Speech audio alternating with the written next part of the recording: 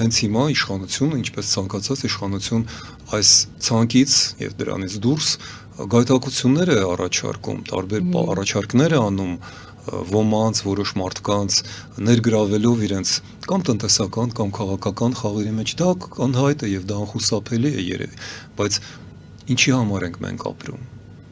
Ես երկու պատերազմ անցած մարդ եմ իմ սերնդի հետ միասին եւ ես հիմա գիտեմ, որ սա մեր իմ սերնդի համար, ինձ համար, սա վերջին մարտն է լինելու։ Սա եւս պատերազմ է։ Այո, սա պատերազմ է, հիբրիդային պատերազմ է, այո, ամենավտանգավորը քաղաքացիական պատերազմ։ Ես 5 օր առաջ էջից դրեցի մի հայտնի Սալվադոր Դալիի սարսափելի մի նկար, որը կոչվում է քաղաքացիական պատերազմի կանխազգացում, Premonition of the Civil War, 36 թվականի պատկեր է, որը նկարվել էր անմիջապես իսպանական պատերազմից առաջ, որը մինչև հիմա պառակտում է այդ հասարակությունը։ Ես չեմ ուզում մասնակցել դրան, ես կյանքս եմ տվել հանուն, ես չէ, մոռանանք, իմ սերունդը, հանուն այս երկրի, մեր հայրենիքի, եւ ես չեմ կարող հանգիստ նայել, ինչպես է սեփական ընտրության համար, հիպոթեկայի, բանկային պարտքը փակելու համար որոշ ոչինչ կյանքում չարած մարդիկ պատրաստվել են զոհաբերել մեր երկիրը, պատրաստ են զիջումներ անել, որոնք վերացնում են մեր ոչ միայն ազգային արժանապատվությունը, մեր աշխարհաքաղաքական Ինչ եք խորհուրդ տալիս մարդկանց այս դեպքում։ Պետք է խոսեն ոչ թե որպես քարոզիչ, այլ որպես քաղաքական գործիչ։ Կասեմ շատ մի պարզ բան։ Դուք ինքներդ նշեցիք, որ մենք 60,000 ստորագրություն հավաքեցինք։ Հարցումները ցույց տվեցին, որ կեսից ավելին 58%, երբեմն 49%, բայց մոտավորապես ազգի կեսը պատրաստ է ցանկացած բան քվեարկել հանուն Եվրամիության անդամակցությանը։ Սա մեր վերջին շանսն է։ Եթե դուք հասկանում եք ինչումն է ընտրությունը,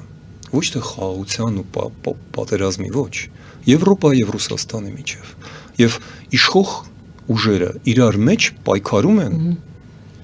մի բանի համար, թե ով է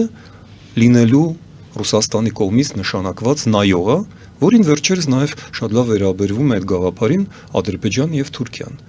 Վերջերս Օվերչուկը հայտարարեց, որ այդ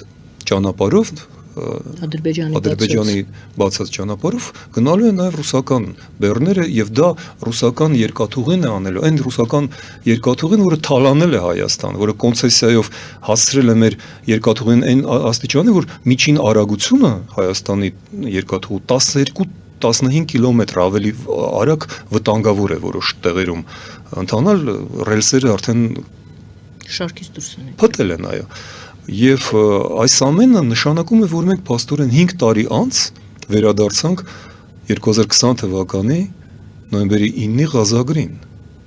որովհետև Ռուսաստանը, Ադրբեջանը եւ Թուրքիան հիմա հասել են նրան, ինչը դրել են մեր առաջ որպես վերջնագիր 20 թվականին։ Ճիշտ է, դա Թրամփի անվան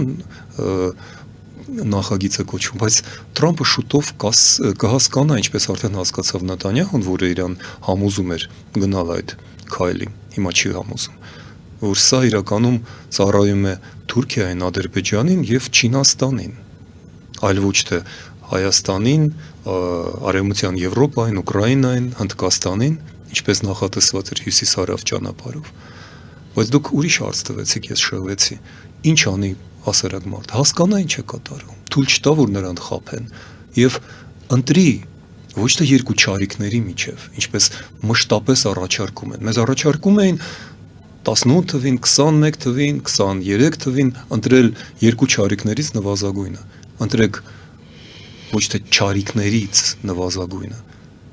Ընտրեք լույսի եւ խավարի միջև։ Ընտրեք կյանքի եւ մահի միջև։ Եվրոպան դա ապագա է, դա կյանք է, դա լույս է։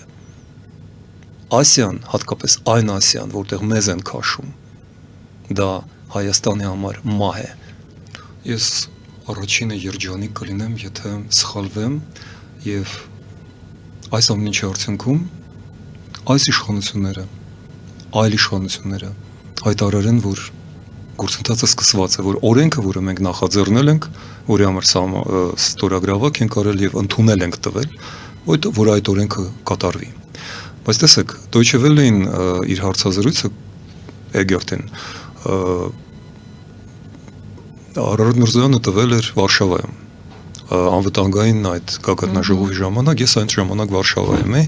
դա սեպտեմբերի 29-30 էր, այսինքն այսօր հոկտեմբերի 27-ն է, մեր սքո հերթական օրը, այսինքն անցել է իսկապես մեկ ամիս, եւ ինչ, որևէ նշույլ կա նման որոշման, ոչ, մեկ ամիս կամ հետո, կամ մյուս տարի, Փաշինյանը ասելով 20 տարի անց ես տեսնում եմ Հայաստանը Եվրամիության մեջ, սա հարսնացուն հյուսիսից հայտնի դրվագն է այդ ֆիլմից հիշեցնում, այ Նատալիա Վասիլևնան կգա վաղը, կամ միգուցե մյուս շաբաթ, նա էլ կորոշի, այդ Նատալիա Վասիլևնան չի գալիս ու չի գալիս, եւ գիտեք ինչ, մենք ոչ թե խոսքերին չենք հավատում, գրեթե չկա, իսկապես չկա որևէ ղեկավար Հայաստանի, որը չէր խոսում եվրաինտեգրման մասին, ես գտել եմ եւ ունեմ լուսանկար այն մասին, որ սկրինշոտ եմ արել, որ 2006 թվականի ամռանը հունիսին Ռոբերտ Քոչարյանը առաջադրանք է տալիս 2 ամսվա ընթացքում կառավարությանը պատրաստել Եվրամիության եւ ՆԱՏՕ-ին անդամակցելու նախագիծ 2006 թվականին Պուտինը թույլ էր տալիս այդ ժամանակ ինչ էր անում Սերժ Սարգսյանը, մենք հիշում ենք 2013 թվականի նոյեմբերի 28-ին Վիլնյուս պետք է գնար եւ ստորագրեր արդեն Եվրոասոցիացումը, դրանից առաջ եկավ սեպտեմբերի 3-ը եւ Պուտինը գրեթե ականջից բռնած հանեց նրան այդ դաշտից, այո, եւ հետո Սերժը ասում էր, դե ես մի օրվա մեջ չէի կարող ամբողջ ազգին հարցնեի։ Հիմա մենք լսում ենք պարբերաբար, որ Նիկոլ Փաշինյանը պատրաստվում է գնալ Եվրոպա։ Ինչ է նա արել այս 7 ամսվա ընթացքում։ Հայտ է ներկայացրել, այո, ներկայացրել է, բայց ոչ Եվրամիության, այլ Շանհայյան կազմակերպությանը տնտեսական ընդունվելու եւ միայն Պակիստանի վետոն խանգարեց։ Դա անհեթեթություն էլ չէ, դա պարզապես ձեռառնոց է, որովհետև Շանհայյան կազմակերպության անդամը չի կարող լինել Եվրամիության անդամ, կամ այսօր ԵԱՏՄ-ի անդամ Հայաստանը չի կարող հավակնել մյուս քաղաքառազմատնտեսական նաև մաքսային միության անդամ լինելը, բայց ինչ է արվել, մի բան, մի ցուցանակ է փոխվել ԱԳՆ-ի շենքում, Եվրոպայի բաժինը հիմա վերանվանվել է Եվրոինտեգրման բաժին, ում եք դուք խաբում, ես Ուկրաինայում խոսում էի Տարաս, վախանում եմ ուղղակի ազգանունը սխալ ասել, Ուկրաինայի փոխվարչապետն է գլխավորում Եվրոինտեգրման գործընթացը, այդքան լուրջ են իրենք վերաբերվում, Մոլդովայում Մայա Սանդուն անձամբ է գլխավորում հանձնաժողովը, որտեղ Եվրոինտեգրումը դա ողջ քաղաքական, տնտեսական, ռազմական, կրթական համակարգի բարեփոխում է, դատաիրավական։ Ինչ է արված այդ ուղղությամբ։ Ոչ մի բան։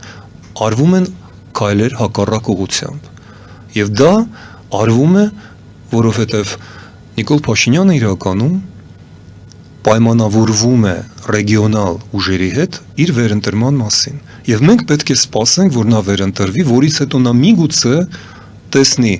որտեղ է ավելի ապահով, այդպես չի կարելի ապրել, այդպես չի կարելի երկիր ղեկավարել, որովհետև մենք չունենք այդ ժամանակը։ Իսկ խոսքերին հավատալ չի կարելի։ Վերջերս նա այցելել էր Վրաստան, կարծեմ, եւ ես ապշեցի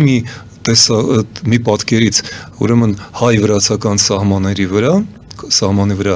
կախված են մեծ դրոշներ, Վրաստանի, Հայաստանի եւ գիտեք երրորդ դրոշը որն է, Եվրամիության դրոշը։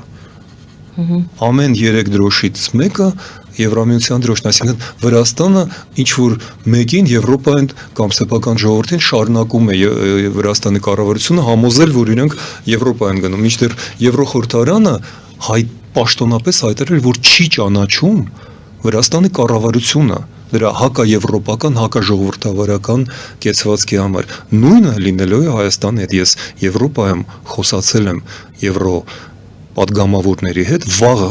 հանդիպելու եմ եվրոպատգամավորների եւս մի պատվիրակություն է գալու եւ նրանց հետ եմ հանդիպելու վաղը։ Մենք այդ մասին ենք խոսում։ Իրենք ասում են դուք ոնց որ թե եվրոպական ճանապարհից շեղվել եք վրացական ճանապարհով եք գնում։ Ասում են մենք չէ, բայց կառավարությունը գնում է այդ ճանապարհով։ Ահա ինչու են իրենք այդքան զգուշ։ Ահա ինչու այն ներդրումները չկան, ահա ինչու չկա այն անկեղծությունը, ահա ինչու Մակրոնը այդպես էլ չեկավ այս տարիների ընթացքում Երևան, որովհետև Մակրոնը շատ լավ հասկանում է այստեղի խոհանոցը եւ հասկանում է, որ մենք անկեղծ չենք, մենք չէ։ Փաշինյանը իրենք ուղղակի Հայաստանը ասելով տեսնում են հիմա Փաշինյանին։ Սա մեծագույն խնդիր է։ Նախ սա քաղաքական խնդիր է, տնտեսական խնդիր չէ։ Սա նաև անվտանգային խնդիր է։ Մենք ուտելու ենք Ադրբեջանով անցած ծորենը, սնունդը լուրջ։ Արցախցիները երբ որ չէին ընդունում 2023 թվականին ինչու չէին ընդունում, այդքան սկզբունքային էին, ոչ միայն, իրենք գիտեն, որ չի կարելի այդ ձվերը, այդ հացը, այդ ծորենը, բրինձը բերել տուն, որտեվ դա ինչպես 1988 թվականին, 89 թվականին, երբ որ երկրաշարժից հետո ամեն ինչը թունավորվում էր, փչացվում էր, պահվում էր սառնարանները անջատած հետո էր ուղարկվում Հայաստան, սովետական հզորագույն միության օրոք։ Ով է ձեզ ասել, որ հիմա դա չի արվի, կամ որևէ վարակ չի լինի, մենք այդ լաբորատորիաները ունենք, թե մենք ուղղակի հավատում ենք Մերիբան Փաշաևայի գեղեցիկ աչքերին, հա? Ես պատրաստ չեմ իմ երեխաներին ու թորներին կերակրել այդ ծորենով։ Որ լավ է լինելու, հակառակը, դուք ինչու եք այդքան վատը մտածում։ Որովհետև ես քաղաքական գործիչ չեմ, ես պարտավոր եմ նախ եւ առաջ պաշտպանել իմ երկիրը։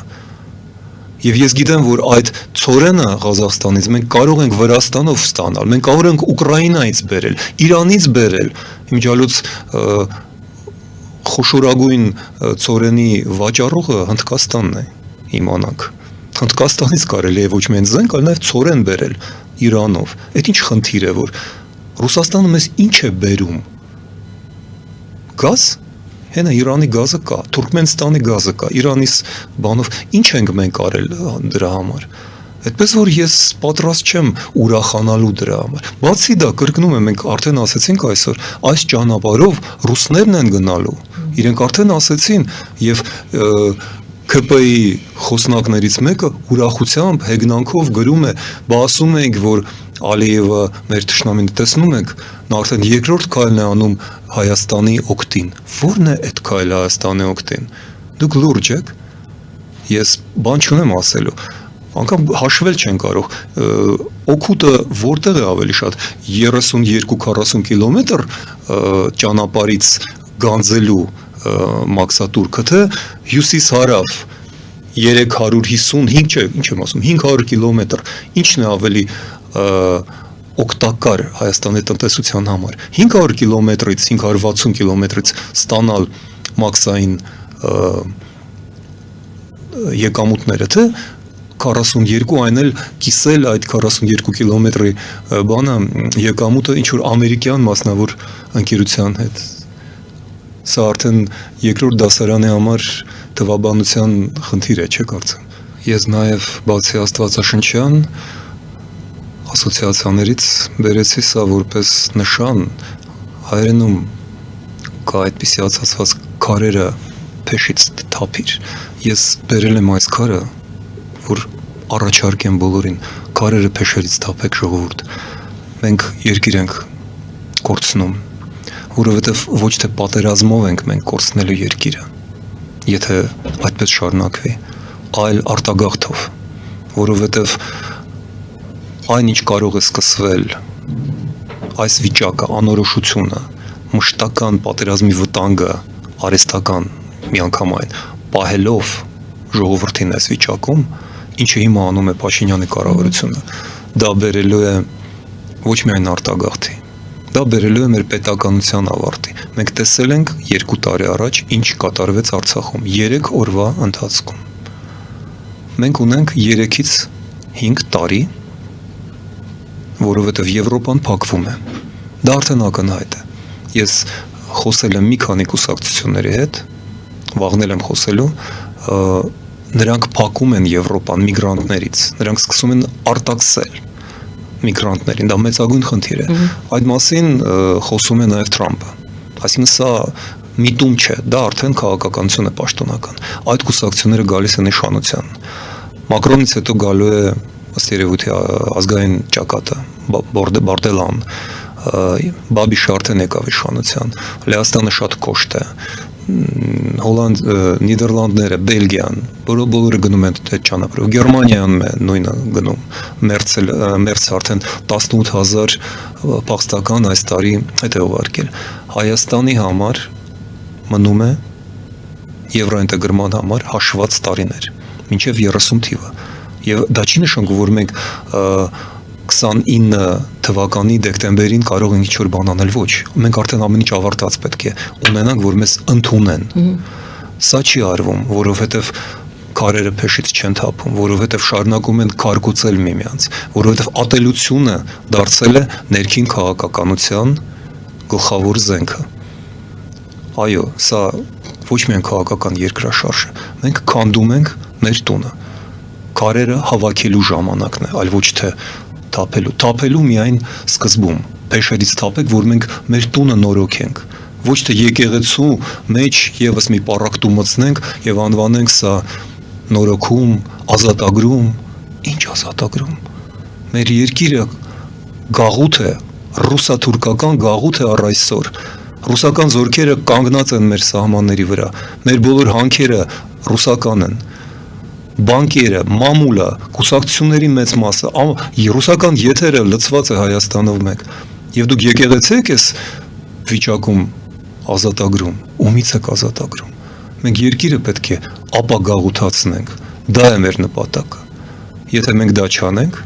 մեր սերունդը դա չանի, մենք այս երեխաներին, որից սկսեցիք ձեր ծրագիրը, ինչ ենք թողնելու։ Ճամպրուկներ,